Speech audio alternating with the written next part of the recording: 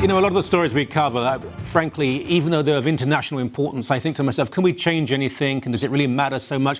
What you just heard, this is extraordinary. It could happen to you. This is Canada, civilized old Canada. You know, the teachers, police, social workers, bureaucrats, everyone declaring war on decent people, merely because they can. If it hadn't been for media, imagine what could have happened. Kris Sims has been following this story so well for so long. I know this makes you really very angry, and I share that anger, by the way. Thank you, Michael. It's one of those things you try not to get too involved, right, as a reporter. But when you meet this family, anybody who'd gone into this home for 30 seconds, Michael, would have suddenly said, "Oh, I'm really sorry. You obviously don't have a handgun that your children are playing with. Wrong house." Now, for those, I mean, most people obviously have seen the segment where we had this interview with Jesse Sansoni. Just to recap very briefly, child draws a picture, just a lovely picture, daddy fighting off monsters or something. Some idiot teacher says, "I think there's a gun there," reports it to higher authorities. They call in the police enter the home, arrest, strip search, humiliate, abuse. There's been a perfunctory sort of apology by the cops. I believe that teachers should be fired. Any teacher who would do this does not have the responsibility and the wit and the wisdom to teach children. But there's another aspect to this, that the co-parenting fetish that we saw on display. What's all that about? That really surfaced when we were sent down to Kitchener to cover this more thoroughly, because there's only so much you can do by phone, as you just noticed. When you're actually speaking to him in person, you get to know him better. And when we started questioning the school board, I said, you know, come on, these people had their home gone through by police. Their father was taken away in handcuffs. He was utterly humiliated at the police station, told he was being charged with, you know, having possession of a firearm when he's never owned a gun. You know, do you feel bad about this as a person? And I asked this of the Waterloo Regional District Superintendent, and this is what he had to say. I'm satisfied from the point of view of our staff did what was required. However, this is a difficult situation for the family to be in, and we do work hand in hand with these families because we co-parent. And I asked him about that. Pompous twit.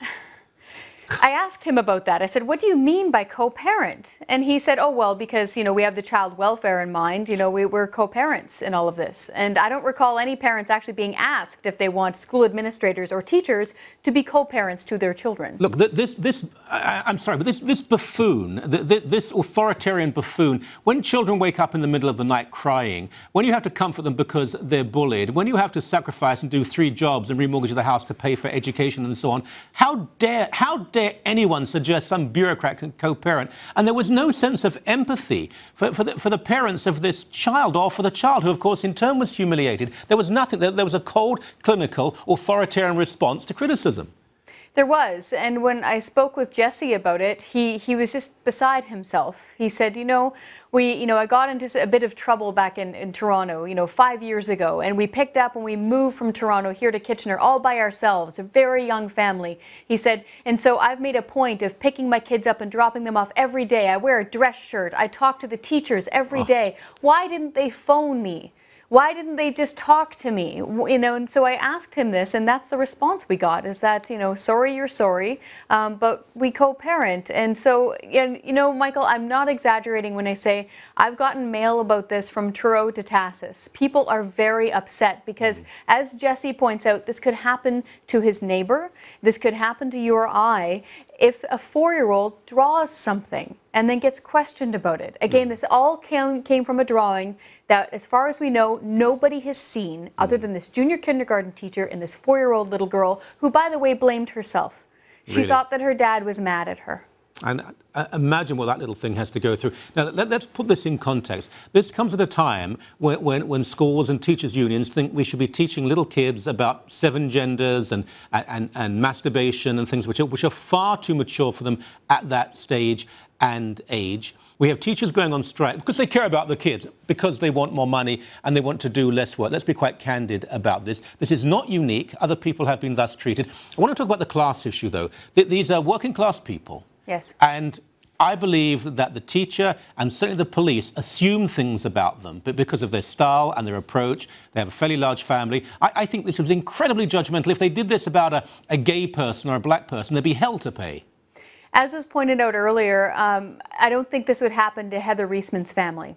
if her 4-year-old child drew something like this.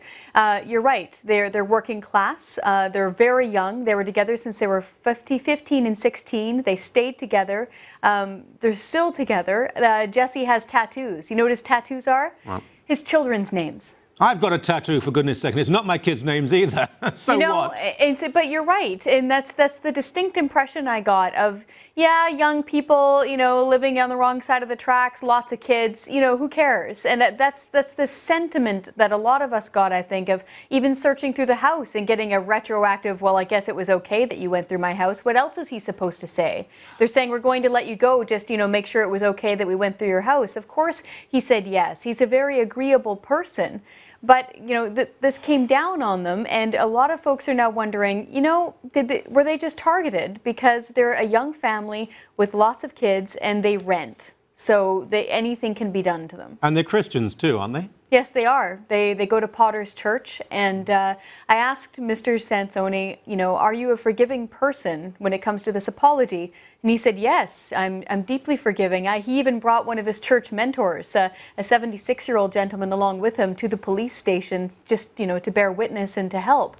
And he said, you know, I am personally forgiving, and I'm sorry all this happened. He said, but we can't let this go because it could happen to my neighbor tomorrow. Yes, exactly. Forgiveness is one thing, but justice is another. Just briefly, when this sort of thing happens, I tend to hear from cops, the good cops, who say, oh, I'm so sorry, it doesn't surprise me, but there's always these idiots, these robotic idiots who have any of the police locally expressed their concern, their contrition for what happened? Jesse believes them when they say they're personally sorry for him being strip searched. They say that was an error. They shouldn't have done that, and that they were sorry. And he personally accepted that apology. And I've also been, from my perspective, you know, they haven't been saying that to me, but of course I'm not the one being wronged. But I have been getting email, Michael, both from teachers, I will point out, and police officers saying, oh my gosh, I can't believe this happened. This shouldn't have happened. I know I've been a teacher, for example, for 30 years, and I've talked to 4-year-olds all the time. You don't take testimony from them as to whether or not there's a gun in the house. But you know what, Kris? I mean, the teachers have been teaching for 30 years aren't the problem. Those who, it's a different generation, they're worldly and they're pragmatic. And the same goes for cops. It's the younger people who are often recruited from specific communities who are not there for the right reasons. They simply obey orders, and it's extremely, extremely worrying. Look, as ever, a great pleasure. Thank you so very much indeed. Thank you, Michael.